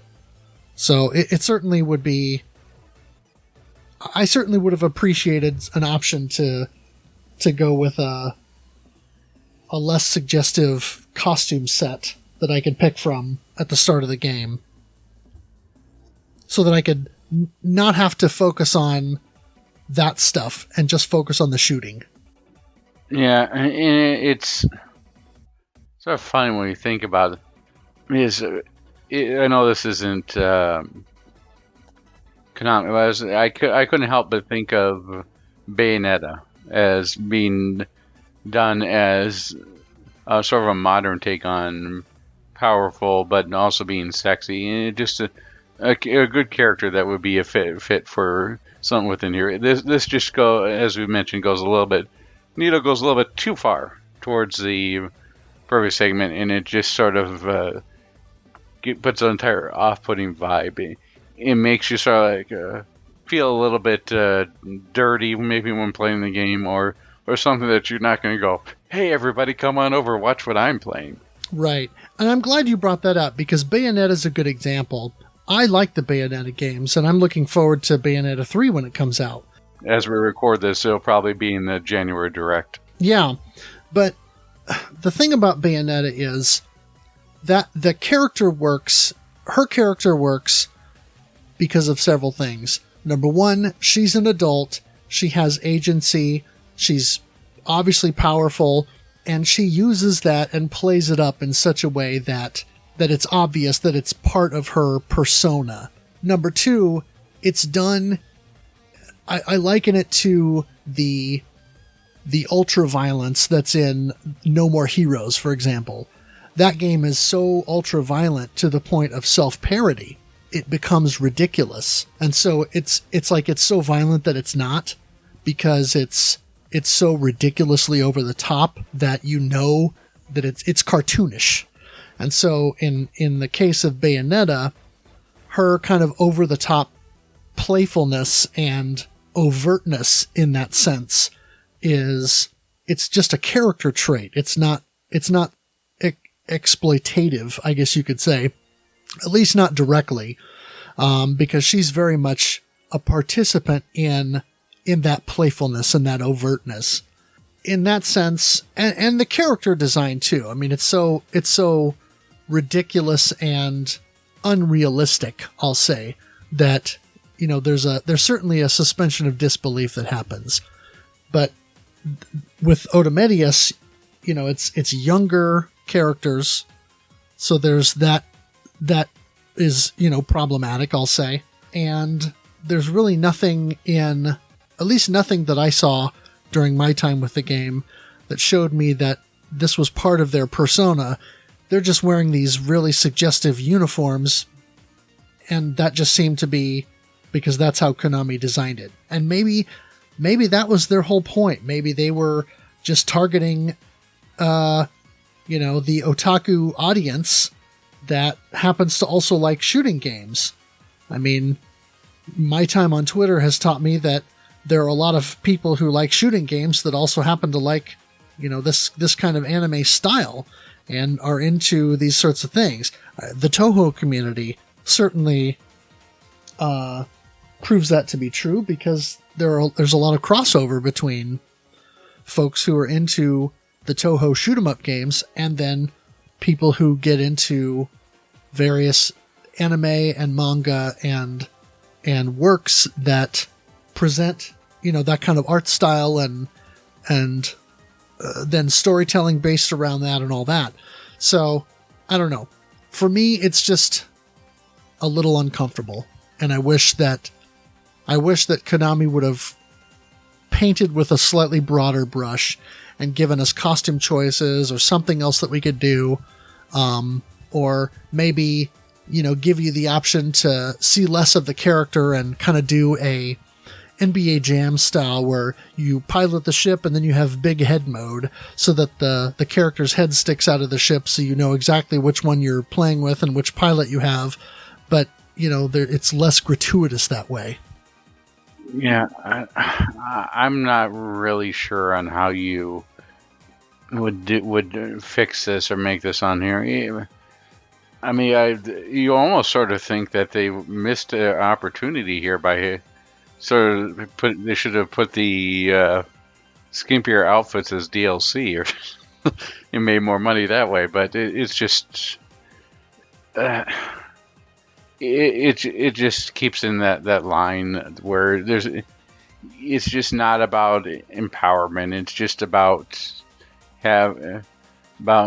just dealing with their target audience and what they believe the target audience to be young males or single males, and want to cater to that. It's right. Just. And this may be one of those cases where this is one of the games where they knew their target audience, and that our target audience isn't us. Yeah, that could be. Although the sales numbers don't necessarily aren't as reflective of that as they may have thought they would be. True. I guess in some ways it's maybe looking back at if you pull in the Dead or Alive series. Used to play a lot of that when I was younger, but now it's not a series that I need to. I don't play games to see a lot of jiggle anymore. Right. So I guess it's not a game where I'm going to start calling, "Hey, family, gather around! Well, look at this new game I got." Huh. let's all watch this. It's one of those games that you play as you're a young adult, and you go through it. It's just sad because I can see that this game has potential. The Gradius formula has the potential to do something neat, and it has done something neat within Parodius. This is supposed to be the spiritual sequel to Parodius, or maybe a modern take on it. It didn't have the biggest budget, but it deserved better than what we ended up with. And I'm curious now to try Otomedius G to see how well it stacks up. From everything I've seen, I might like Otomedius G. Aesthetics aside, the gameplay loop in Otomedius G looks a little bit better than X, and I'm a little curious to try it and find out. Interesting. Yeah, I mean, I think it's an apt comparison in some ways with Dead or Alive, because at least with Dead or Alive, I can't speak to the original as much other than the Dead or Alive Ultimate version that was on the Xbox, but Dead or Alive 2, regardless of the, I'll say physics in the game, that's a solid fighting game, and it's fun to play. And when I bought the Dead or Alive Ultimate pack on Xbox, I had a lot of fun with that. I played through it and beat it a couple of times. I mean, it's, regardless of what character you use, it's a good game. It is, and the gameplay loop definitely holds up for that game and gets you past the occasional, well, I shouldn't say occasional, the constant physics. Right. But this game, while I think it's solid, I don't think it does enough to differentiate itself from the Gradius series. I don't think it does enough to warrant the emphasis that it puts on the more salacious elements. And I don't think that it's easier to look past that or to say, well, I could ignore that because the game's good. And so I think that ends up making it harder to recommend, I'll say. Yeah, I agree completely on there. It's just disappointing that it could do a lot more with what it has than what it presents, and most of it is brought down by a gameplay loop that is close to being its own thing, but not quite there, and aesthetics that can be off-putting. Yeah, I mean, I've got my money's worth out of it just from the fact that I paid a little bit less, and also because I put that the soundtrack CD that came with the art book in my car, and that was on repeat for weeks. It's a lot of really cool remixes of various Konami music from Gradius, Salamander, Thundercross, Zegzex, and other games throughout their canon. And so that in and of itself is worth owning. Excuse me, because I think the full 4 or 5 disc soundtrack that you can buy for Otomedius G or Otomedius X I think they're ridiculously expensive at this point. So this is a good way to at least get a chunk of that, and it's a nice selection. But yeah, this is definitely if you have the ability to try before you buy and know going in that it has some issues. Agreed. So, with that, our thoughts out of the way, what's coming next? Well, in January, as we are recording this, we are now playing Ketsui. This is our first cave shoot 'em up, and it's a big one. So not only are we playing that for the month of January, but then that is our score challenge focus for all of 2020. And of course, this was released in the arcade and received ports on the PlayStation 3, which is region free, the PlayStation 4 port, which came out in 2018 from M2 on their Shot Triggers line, that is excellent and highly recommended. The Xbox 360 version is not region free, however, which was similar to the PS3 version in terms of That was actually the first home port that came out. And so be aware of that. If you want to go the Xbox 360 route, you'll either need a modded 360 or a Japanese model. And I believe that I know the PS3 model version does, but I believe the Xbox 360 version runs faster than it should. So the PS4 release is what you want, either that or you could always emulate it. Right. I'm sure you probably are going to get to this, but there is a DS version, but the DS version is more of a boss rush mode and it is pretty expensive. So stick with the PS4 version or emulate it. Right. Now, if anyone wants to participate in Ketsui Death Label on the DS, we would be happy to take score submissions for that, because I think it would be cool to see a little bit of competition. And I might try to demo that, if you will, so I can at least get a feel for it. But yeah, generally speaking, I'm going to be spending my time on the PS4 release. And that's where all the players are right now anyways, with the leaderboards and then the replays. Right. And it has save states so that when you get to another stage, you can save and then start practicing the next stage and things like that. And so it's got a lot of good features. Plus all the other modes, like the super easy mode, the Destiny mode, which is fantastic, the IKD 2007 special, which is another mode that we may look at from a scoring perspective. So tons of content. And then in February, we are going to be taking a look at a shoot 'em up from Taito that is not Space Invaders or Darius.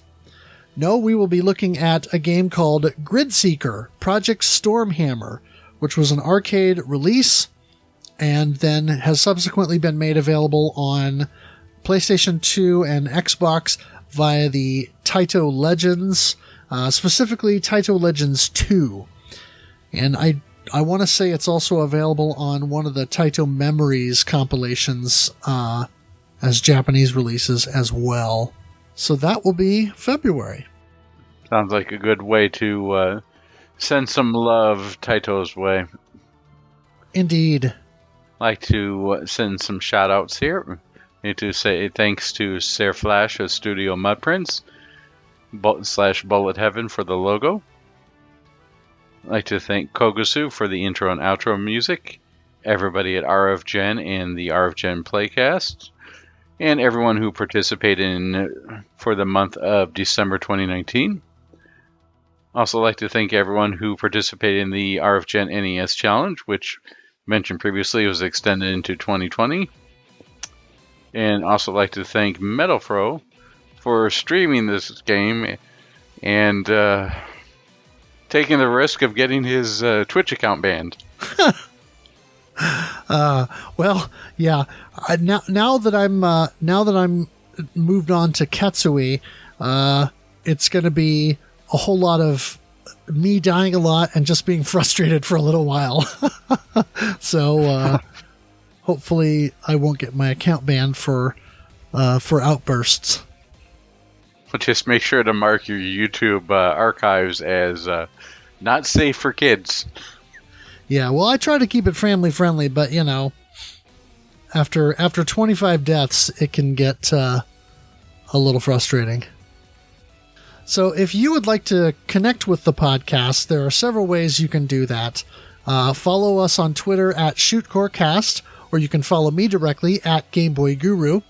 Go ahead and join up at rfgeneration.com. It is free to sign up, and you can join in a Shmup Club playthrough. Subscribe, rate, and review the podcast on your preferred platform. Remember, we are on Apple Podcasts, Google Play, and Stitcher. And we also have the most recent episode usually uploaded to SoundCloud as well. And then you can also, of course, get the episode directly at rfgeneration.com, where you can stream it or download the MP3. Also, make sure to join the RF Generation Discord channel and check out the dedicated Shoot the Corecast topic, where we'll be discussing the games and people will be posting screenshots and photos of their scores. And if you want to watch me stream the games, go to twitch.tv and find Guru Game Boy. twitch.tv/GuruGameBoy, and you can watch me stream the Shmup Club Game of the Month, among other things. Before we go, I would like to also shout out Collector Cast, the RF Generation Collector Cast, and in particular Duke Togo.